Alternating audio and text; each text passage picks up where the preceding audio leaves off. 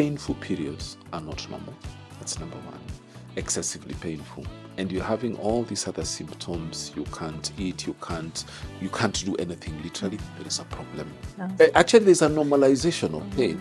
You say, but even me, when I was growing up, I had that pain. Kwani you are the first woman to go through that. Is actually what mothers tell. Yeah.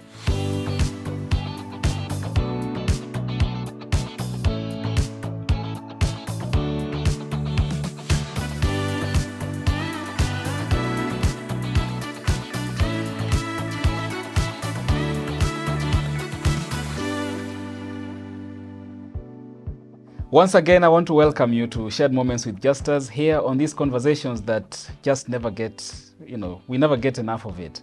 And this is the Reproductive Health Conversation. My guests, as usual, are not guests. Are you guests? My gang. So once again, I'm joined by the only flower on the set, Caro, your health coach. I'm sure if right now I went to Doctor's clinic and you checked my estrogen, I feel protected, I feel loved, attention, affection, appreciation. I feel like a girl. I want to be a girl. A girl toto. Okay. Yes. All right. It's an honor. It's such an honor.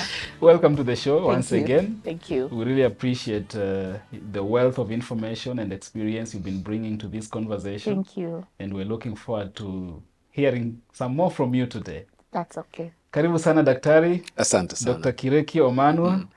Nafikiri hapa tuko nyumbani. Everything is coming out so naturally.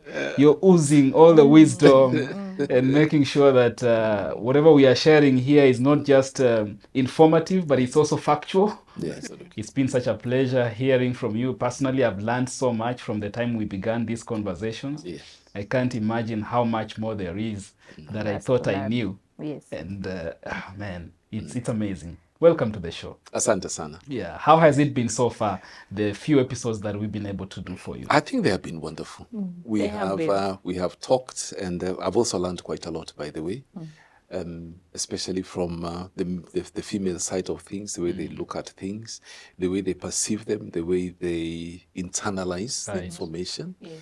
And also the way they approach issues, which is completely different from what we men actually do, and the way we approach things. Yeah. The emotional bit, which men are not very emotional when it comes to that. But again, women are very, very emotional, and this is part of their psyche. Yes. And I think that is why God created them male and female. Right. Completely opposite, but they come in nicely To complement. Just complement each other. complement each other. Yeah. Absolutely. It has been a lovely experience, and I always look forward to the day that we are meeting. You guys are full of good, beautiful energy. The production, it's just a good synergy. Right. Yes. I was used to when I could meet doctors who can speak big things, big words. But Dr. Kireki, he makes it so easy. He makes it so easy and for relatable. us. And very relatable. And you make it a conversation. Yeah. Because if we came here and we were told it's very rigid, we would not be able to do this. But it has been great. Good. I'm still trying to figure out men. Ah. Yeah. Very easy to do that. Just straightforward. Very straightforward. Yes. There is that. I think I saw this. Was it in Facebook or somewhere? Where they said how to understand a man. There was, I think, one page. One page. Yes. And the woman. And then how to understand a woman. It was a And it was part one. And that was part one. And say there are many more parts to come. It's beautiful to be able to blend, to sit here and talk from a man's perspective, a woman's perspective, a professional. I mean, a blend of everything. Yeah. I can imagine what these sessions are doing.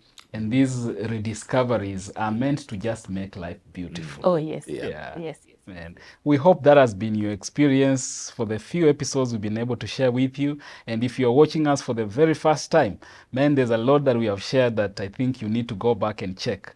It's going to be a wealth of knowledge that you never knew you needed, and yet it's going to make all the difference in your life. Today, we are talking about something that is at the core of our lives, not just for women, even though it might seem as if it's a woman issue. This is painful menstruation, painful menses or periods, for those who would want to call it so. most of the times, Carol, we leave the conversation on menses to women. Yes. So when it happens, when some women are going through menstruation in a painful manner, of course it affects everything else around them. And let me shock and we you. are the people around them. Let me shock you. When you are experiencing, I don't know how scientific true this is, but when you're experiencing painful menstruation, and the man you love, not the man you love or the man that loves you, is there by your side, the pain is reduced. But physically, I don't know whether it's a release of some hormones, but you feel happier and better, and the pain reduces. So when that man who loves you or who you love is there, not necessarily there physically, but maybe takes care of you, maybe you are having a back pain and he massages you, somehow it will calm down. So can we write a prescription then? I didn't want to go directly to the point, but we can say that is a prescription. When ladies are having painful menses, Yes. men, please massage your wife. And not every your man, the man partners. that you love. The man, of course, the man. Yes. Loves them. Yeah. Yes. Massage them once or twice a day and be there. Be there, And be just give there. them Yes. some warm water. Yes, just Oh, that. yes. So I think I can start prescribing that. Yes. So let's get to it, and perhaps start from the definitions of things. When we are talking about painful periods, it means that there's the opposite of periods or menses or menstruation, which a process then as a woman needs to go through without what we are calling pain. Yeah. So, Daktari, let me start this with you. Yes. You see, when a girl child is born and starts growing slowly, reaches a certain stage, you see, even what the Bible says that we are wonderfully, beautifully and wonderfully made. Yes. It reaches a certain stage, around 12. Others may start a little bit early, around 11. But by and large, on average, around 13, 14 years, what we call the endocrine system. What is the endocrine system? The endocrine system is a system of hormones. And what is a hormone? A hormone is a product or is a protein which is released into the bloodstream. And it has what we call target organs. And it goes and helps these target organs to function optimally, or to function the way they are supposed to function optimally. For example, when you talk about hormones, when you look at Justus has a beard. Yes. You don't have a beard. Justus has a deep voice. You have a high voice. Yes. You have breasts. Justus doesn't, and so on. So this is a function of the hormones. Yes. There are male hormones and the there are female hormones. Yes. So here we are going to talk about, when you talk about the menstrual cycle and menstruation, we cannot talk about it without mentioning hormones. Yes. So what happens is that when this young lady gets to around 13, 14, what you call secondary sexual characteristics start happening. Those boys who used to be stupid and whatever, you never wanted to talk to, even to go near to them, you start finding them a little bit attractive. Actually, he's not so bad not so looking. bad. He's not doing bad. And even for us, you start saying, that girl used to be skinny. After all. So that attraction, again, is because of the hormones and because of all these things which actually regulate the way our bodies function, and we are getting to maturity and so on. So menstruation is that time when a lady has her first period. We actually call it menarche. That is the first time a woman has her period. And this is actually one of the basic questions that we ask when a patient comes. When was your first period? It has implications as well, because if you have a late menarche, when you start your periods late, there could have been a problem. There are women who don't have any periods at all, have never had a period at all. So that also has implications as well. So when it comes to that period, what happens is, essentially, there's a part of the brain called the pituitary gland. And the pituitary gland actually is like a small, almost looks like a pea, slightly bigger than a pea, which controls hormones which are released. And they are released, some of them are released cyclically, others are released all the time. Now, when it comes to the female hormones, they release a hormone which tells the ovaries now to start working. And the ovaries is basically the store of eggs. Yes, yeah. And usually ladies are born with about 1 million eggs. That is when they're infants. But by the time they start their first period, that number has dropped by about half. So it comes to about 500. There's a reason for that. Now, these hormones, the pituitary gland sends information to the ovaries. And it tells the ovaries, now we need you to bring out one of those eggs. And there are many of them which are dormant. All these millions of eggs are dormant. Many of these eggs are actually stimulated by one of the hormones called follicle stimulating hormone. So as it stimulates, it tells all those eggs, guys, can you wake up, wake up? You know, it's a random thing, okay? And many of them are woken up. But it depends on what we call receptors. You talked about target organs. So that follicle stimulating hormone works on what we call receptors of these follicles. A follicle is what carries an egg, and the one which has the most follicles will get the most follicle stimulating. So this one is the one which will grow and will carry an egg in it. Now, as it is growing, it starts releasing another hormone as well. Remember, we talked about estrogen. Yes. That estrogen is important. Apart from the secondary sexual characteristics that we talked about, it works on the womb. Okay? And the womb is basically where a baby grows. Yes. And the womb has what you call a lining, what is called an endometrium. Now, it works on that lining. It helps the blood vessels to open up. It accumulates glucose and so on in preparation for the baby to implant. Sawa sawa. Now, when it reaches around day 9, day 10, day 12 of the cycle, there is what we call ovulation. Again, this is because there is another hormone. Now, that follicle which was growing, when it reaches a certain size, it sends a message back to the pituitary gland and tells it, I don't want to grow anymore. I'm mature. So the pituitary gland says, okay, you are mature, then you need to release the egg which you're carrying. And it sends another hormone called luteinizing hormone. What the luteinizing hormone does, it comes and works on that follicle, which carries an egg in it, and makes it to pop. Okay? Now, as it is released, remember, just below where the egg is, the ovary, there is the tube. Yes, And the tube at the end, the fallopian tubes, it has finger-like projections. So once that egg has been released, that egg is collected into the tube. All right? Now, if at that time, that ovulation time, you remember you said there's a time when you just feel like you just want to be held. Yes. It's a time you feel like now this is the real time when you really want to have intercourse. That is that ovulation time. And it is the way the female body is actually programmed. So if there is intercourse at that time and everything is okay, and the sperm travel through the womb and they get to, it's at a particular place in the tube, and they get there at the right time, when the egg is there, those millions of sperms will congregate around the egg, and only one of those sperms will actually drill like a small hole, and it releases an acid, by the way. Drills a small hole, and once it drills that hole, the egg just goes in. No, the sperm just goes in the head of the sperm. So fertilization occurs, and the baby now starts being formed from that process. Now, if that does not happen, there is no fertilization of the egg, there is no implantation of that embryo.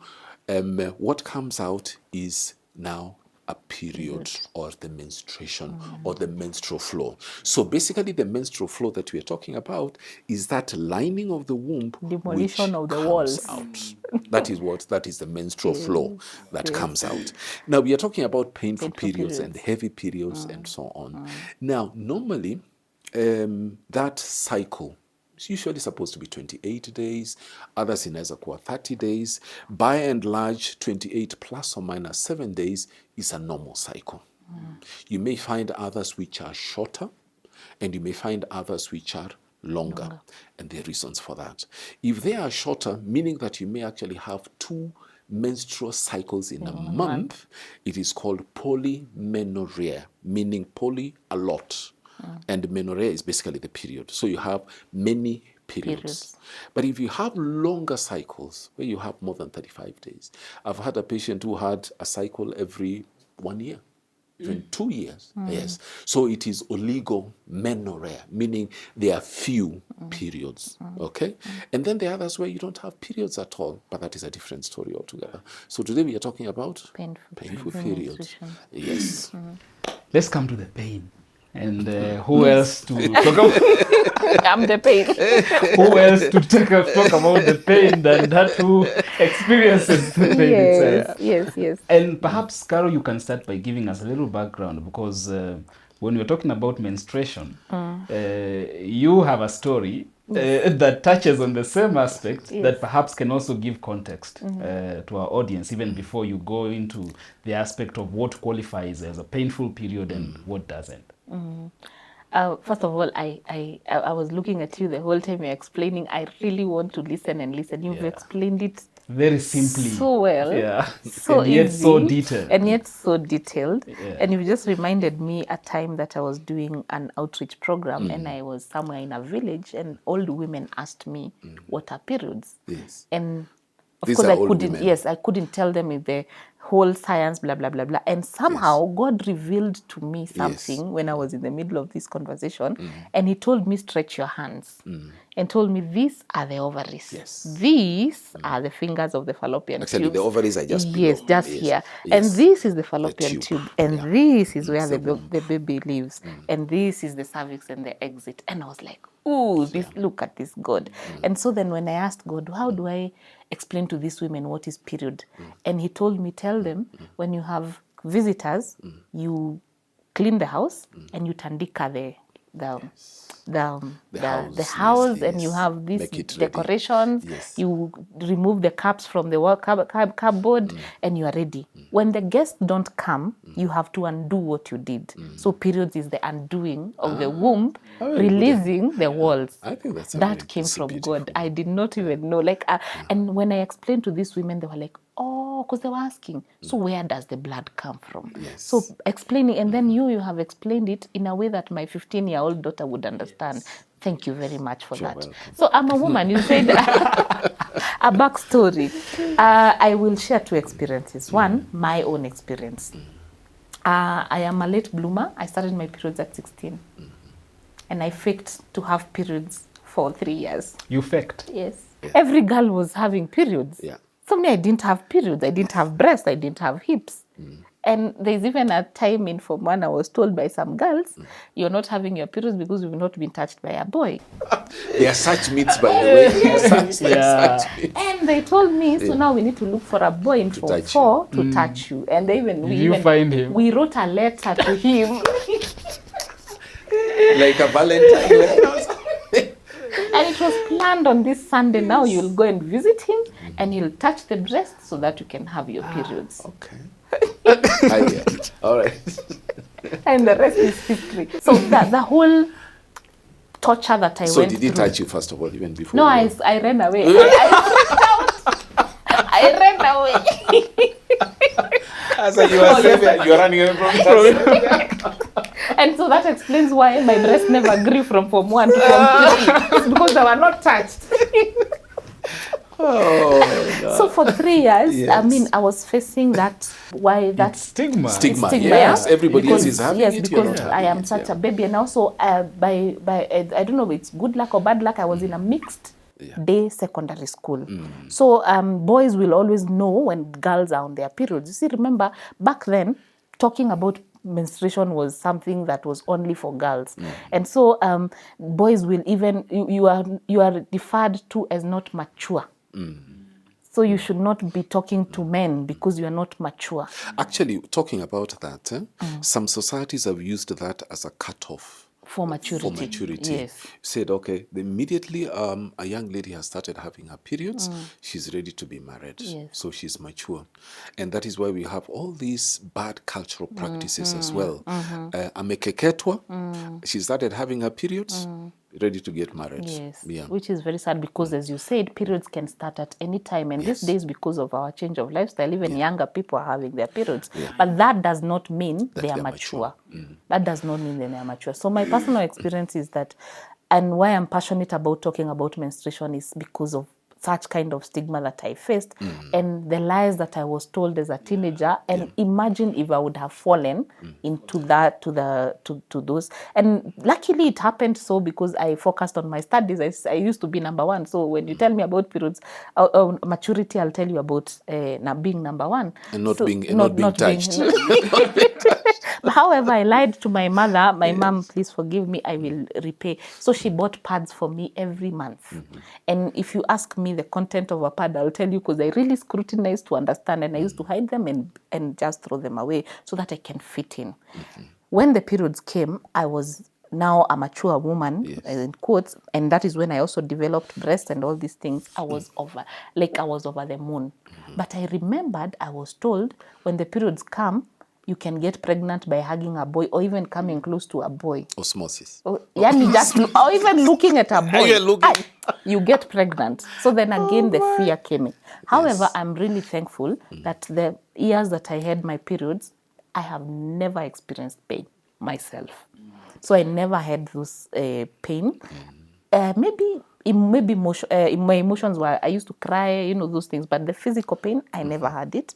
And so I had a hysterectomy at 27, so I only had my periods from 16 to 27. Hysterectomy is, yes. Removal I removed now the crying, the walls that would cry, so I no longer have my periods. And so, but I'm also a mother to a teenage girl. And when my daughter started her periods, she has allowed me to talk about it because we really talk about it. And I'm glad we have been having these conversations even on social media with her so that she can help other people. So I have asked her for permission to share this, that she went through so much excruciating pain. And that is where I came into contact with painful periods. Because previously also my age mates, I'm not so old, but most of my age mates then, we were not discussing periods. It was not something to discuss. So you assume the kind of pain you're feeling is normal. So every woman would decide how pain, like you would only guess how painful it is for you. Usually, where is this pain? So most women will tell you they will cramp. How do I explain a cramp? Push and pull. Especially for men who've never had I know, I'm wondering, how do I explain? I think the easiest is push and pull. Like there's a whole push and pull. Yes, there's a tussle, especially the womb area. The womb area is here. Is it almost like when you're having diarrhea, maybe? Diarrhea is mild. That is mild. Yes, diarrhea is. And you see, diarrhea, there's gravity. Maybe it's helping. Now this one is going this side. It's everywhere. For a woman, maybe who's watching and they're wondering where their ovaries are, they are somewhere here. And that's why during the ovulation, they feel like pain here. So women will tell you they have pain here. There are others who will have the back pain. The back pain is massive. They'll tell you so. They are, depending on the level and the intensity of the pain that they are feeling, there are those who will nauseate. They'll behave like a pregnant woman. Okay, you don't know how a pregnant woman behaves. Nausea, headaches, in sleeplessness, that is insomnia or oversleeping. And mostly the pain, the one that it takes them, it's the muscles. It's actually the muscles that really ache. There are women who will come with all sorts of aches. Yes, and then there are those who will even be admitted in hospital because it's too painful. Then there are those who will just take something warm and it will... And for you, you're saying you never at any point experienced pain. I only experienced... normal? Oh, yeah. Now, what is normal? What is normal? I think you should thank God that you never had any pains, you never had any cramps, you never had, back pain. And I only had like 3 days of periods. 3 days of periods. Nothing. Yeah. Normally periods take anywhere between 3, sometimes to 5 days. Others go to 6 days. But again, that is the next question that we normally ask. When was your first period and when was your last period? And then are your periods regular? Said, yeah, they're regular. They come every 28, 30 days. And if they come, how long do they take? Oh, they take 3 days, 4 days. How heavy are they? Now, even before we go there, we say, and how are they? Meaning, how can you characterize them? Are they heavy? Are they light? Are they painful? Whatever. They said, oh, they are normal, or they'll be heavy day 1, day 2, and then after that they peter off and everything is okay. And now the other question we ask is the pain. Is there any pain? Most of the time they'll say there are a bit of cramps here and there, but normally after taking paracetamol, 1 tablet, two tablets, we are okay with that. And the other quick question that we ask is, are there any clots, if they are heavy? And then we go a little bit further. Even when they're heavy, we say, do you use pads? How many pads do you use in a day? And this is my bread and butter. So I ask, which pads do you use? Kwa maana tunazijua in a day. So this sort of helps to give me an idea about the quantity of blood that we're using and possible consequences of that blood loss. Now, coming back to the pain, it's a very, very important question. We ask, okay, how is this pain? Say it just cramps and they come and they go. I use 1 tablet, 2 tablets, and I'm okay. Others say it is cyclical. Said, okay, what do you mean it's cyclical? It means it comes every month. Then I say, that is already a red flag. I say, okay, so if it comes every month, how many days before the period? Say it comes maybe 3 days to 1 week before the period. Said, okay. And when does it get to its crescendo, the highest point before it disappears? He says it gets to a crescendo just before I get the period. And once the period starts, the pain starts, sort of deflating and it disappears. And then what happens? And then it waits for the next cycle. So it is there every month and it comes at a particular time and it comes this way. So I have that is another second red flag. So it sort of gives me an idea about what kind of pain it could be. But others say mine usually comes around mid-cycle. Mid-cycle is around ovulation time. And usually, so I ask, is it always on one side? They say no. Sometimes it's on the right, sometimes it's on the left. So that one I put a tick. I say that is ovulation. That one there is no problem. She can deal with it. What we are worried more about is this cyclical pain which comes and then you cannot do anything. And then we ask, does it radiate anywhere? Yes, it radiates to the bottom, maybe sometimes even to the thigh. It goes to the back. I cannot do anything. Sometimes I puke, sometimes I have diarrhea, and sometimes even those 3, 4, 5 days, I actually cannot do anything. I cannot go to work. I cannot go to school. My husband, I'm completely, quote unquote useless. So that is a problem. You ask about what is normal, that is abnormal. That is abnormal. And actually the pain, most of the time, what brings the pain? You remember we talked about the lining comes out, that preparation that you talked about. It is because of what you call prostaglandin. It is a chemical which is released, again, the way the human body is created, that leads to contraction of the uterus. And when it leads to the contraction of the uterus, that lining actually hangs on vessels, on blood vessels. So they contract. As they contract, that sheet comes out. That preparation just comes out. That lining comes out, and this is what comes out as a period. Now, you may ask, okay, so what could be the reasons for this? There could be some underlying factors. For example, when you have that pain, that diarrhea, vomiting, and so on, is something we call premenstrual syndrome. And this comes every month just before the period. That could be one of the reasons for those very painful periods. Some other reasons could be because of endometriosis, for example. And you remember we talked about the lining, which is called the endometrium. It comes out, and you said that's a beautiful, sort of illustration. Your hands are the fallopian tubes, and just below the hands we have the ovaries. Now, a bit of that lining can actually find its way onto the fallopian tubes, for example, onto the ovaries, for example. It can find its way into the tube, into the muscle of the womb itself, for example, and so on, or even in other areas. We had a colleague of ours who some time ago said he had a patient who had endometriosis. And this endometriosis, actually this young lady was a very complicated case, who would start bleeding, and she started bleeding from the ears, start bleeding from the palms as well, and also from the joints. It was something out of this world. Endometriosis. Endometriosis. So when it got to her time of period, and she was 16, it was just excruciating pain and this bleeding from all these funny places, which we told him, please write up that case and and publish it. Maybe somebody else out Is there can suffering also the same. find it and read it. You may also have what we call PID, pelvic inflammatory disease, and this is usually because of bacteria and so on, and they infect the pelvis and the organs there, change their structure such that by the time when the periods come, when those contractions come and that prostaglandin is released, you find it is very, very, very, very, very, very painful. And there's something we call adenomyosis, where a bit of that lining gets embedded in the muscle of the womb itself. So the womb becomes swollen, it becomes painful during the periods. Issues of, even walking, it becomes a challenge.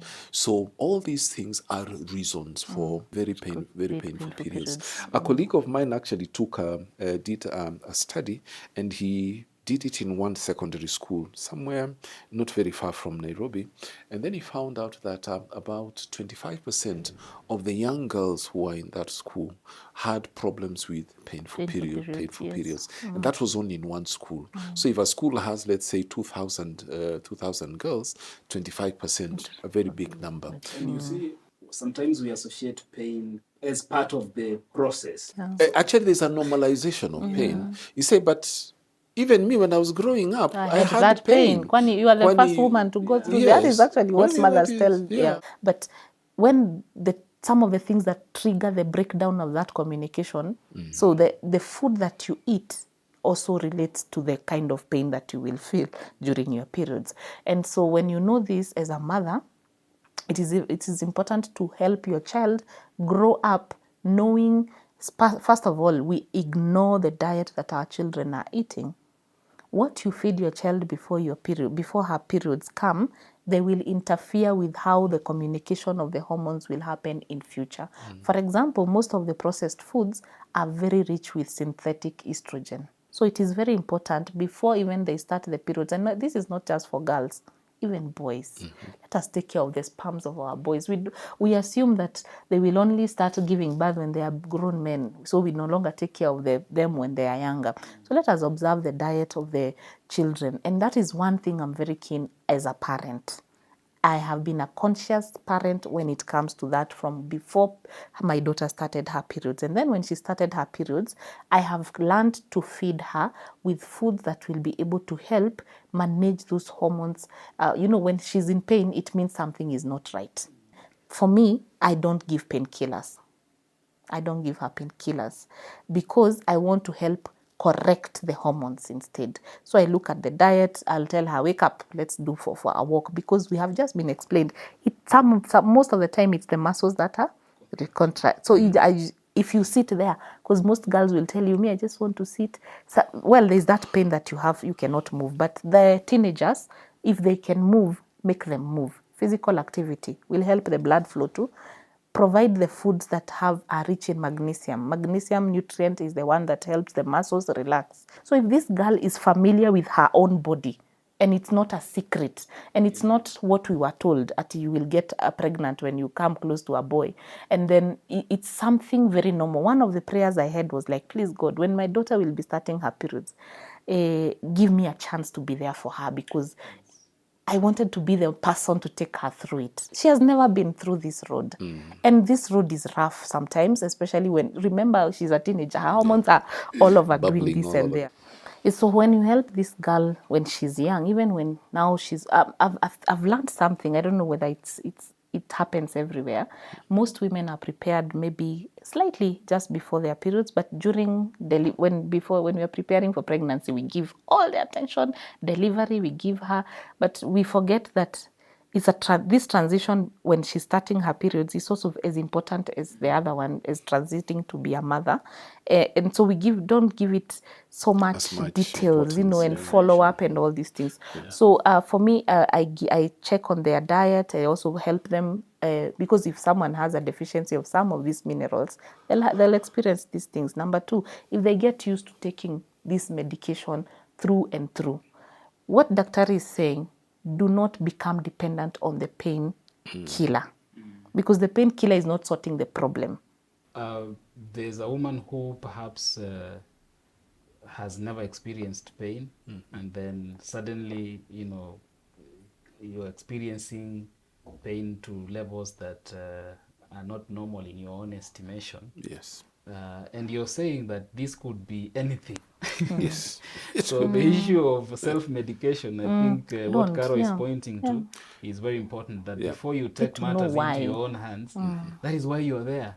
Yes. Yes, let us find out what the reason is for this what you call secondary dysmenorrhea, secondary pain, Yeah. because it was not there. Because when you talk about primary dysmenorrhea, meaning that the pain was there right from the beginning.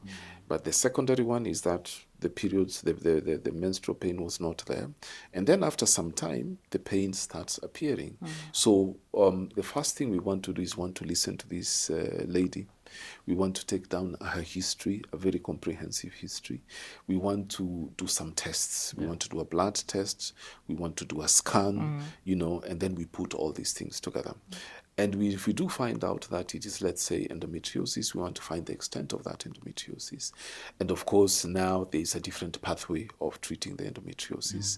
If it is an issue of, of fibroids, there's a different pathway of treating them. Even cervical cancer fibroids. has those It is symptoms, cervical yes. cancer, but you see, the cervical cancer, when the pain comes, it is usually much later pain, on. It will have advanced. That is why it is imperative that we take our health seriously, that these checks, regular checks, are embedded in our In our fact, life. that is what I was Yes. coming to in terms of these checks. At what stage, should a woman or a young girl be subjected to some of these checks, and how regular, because I think Caro mentioned something very important, that parents, we need to be involved in our children's lives, especially not only our girls and also our boys. When my daughter started having a period, she came and told me that I've started having my periods, and I was like, Allah. And then, something which I'm proud of is that she would actually send me to buy pads for her. She would tell me, go and buy me this and this pads. And I would actually go and At buy. least you, I would excuse. I'm sure you know. The other day I saw something on social media. There was this challenge on TikTok when women send men to go and buy pads. Yes. And I won't tell you. I tell wait. go and buy me pads with wings. 90% of the men Yes. bought pads, Yes. then And they passed bought by the wings. chicken. chicken wings. Chicken pads wings. and wings. Yeah, And so when pads he and comes chicken home, the wings. woman is asking her, so what? No, these are pads These are with wings. The wings. Yes. And you Pads said and- pads and wings. Wings, Yeah. yes. I don't think there's a Most problem men- there. What was the problem? It is very important, and that challenge really proved that actually We don't know. men don't. And then Yeah. there's this advert that is done when a man is sent, and then he goes to a supermarket and he finds so many brands, and he carries everything because he doesn't know which one is Which one, which one. yeah. But it's important for men to at least to Yeah. changamke. You see, Yeah. now you are sent and you can be able to bring. And talking of pads, Yes, Daktari, yes. I've had conversations around pads in terms of how that could also be a contributor factor to to the the type pain. of pads that we use. Yes. I can't tell you a lot about that because there's so many pads which are in the market and they're all made in different ways. And actually talking about pads, we have a very big problem in this country. When you talk about menstrual hygiene, there are places, and we know there are young girls who unfortunately cannot afford, their parents cannot afford to buy a pad for them to use during that that time when they're having these visitors, as we call them. Yes. And they end up doing very funny things in order for them to be able to do that. Somebody promises them 100 bob or whatever it is, and they have intercourse with them, and they have teenage pregnancies, and HIV, and so on and so forth. So it is actually something which is not good for us as a country, for us as parents as well. So we have a challenge there for sure. There have been pads which are made from different materials, and there has been a question mark about the safety of some of the materials which are used in these pads. That is a different story altogether. But by and large, and what I want to say is that any girl should have access, or every girl should have access to these pads because of menstrual hygiene. That is why I think these conversations are important. The men, maybe they don't understand what that cycle means, what it entails, and why. Not even why, but why it is there. What is the takeaway? What I would say the takeaway message is that painful periods are not normal. That's number one. Excessively painful. Because the ones, remember I talked about a lady using 1 or 2 tablets of painkillers and they're okay with that. But if the painkillers are not working and you're having all these other symptoms, you can't eat, you can't do anything, literally, there is a problem. And that is number one. Number two, men. I'm talking to us now, men. Let us not look at the periods as something which is, is a stigma. It is something which is normal. We need to understand it. We need to accept it. And that this is the way our women are created. And this is something which happens every month. And it is healthy that they have it.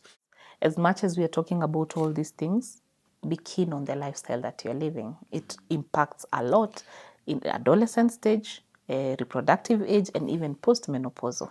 All these women pain, that we call them the women pain, are highly impacted by the kind of a lifestyle that you are living. So it's very important to know your body, understand it, and also see how you can help that body to keep functioning. It knows how to deal with it. And so if you are in that pain, and don't self-medicate, please don't self-medicate. Let's do the test through daktari, and then if you have that problem and you'd want to change the lifestyle or to manage the lifestyle, I'm here to help you. Yeah, so if you've been watching us, you're a young girl or a mature woman, and you feel like what we have talked about today is something that you need to take action about, then these are the people you need to start by reaching to. And so if you would want to reach out to Carol directly, this is how.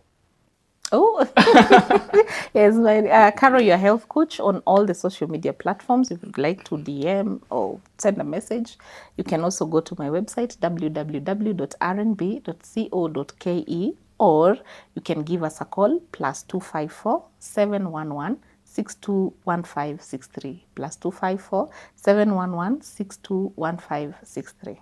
Yes, my clinic is located at 5th Avenue offices on the 3rd floor.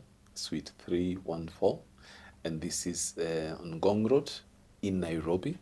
I haven't gone to other towns, but God willing, we'll be there. Welcome. So you're welcome. Very good. Yeah. Thank you so much for all your time, and I know that this information really is important and helpful, not just to those of us seated here, but to many of you watching.